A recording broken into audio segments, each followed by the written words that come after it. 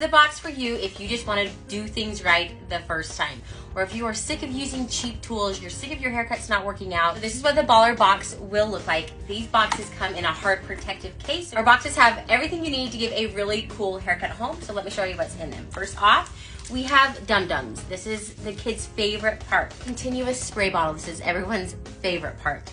We have a long cutting cape. This cutting cape will fit multiple neck sizes, plus it covers the whole body so you don't get those little hairs everywhere. A neck brush that will get all those little itchy hairs off. 2 pair of scissors and texturing shears.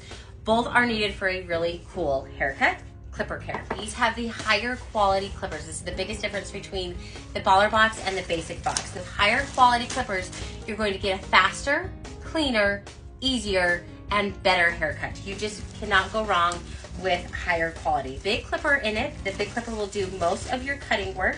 And then it also has this little trimmer guide that does all the outline work and the detail work. Both are needed to give a really cool, non-home looking haircut.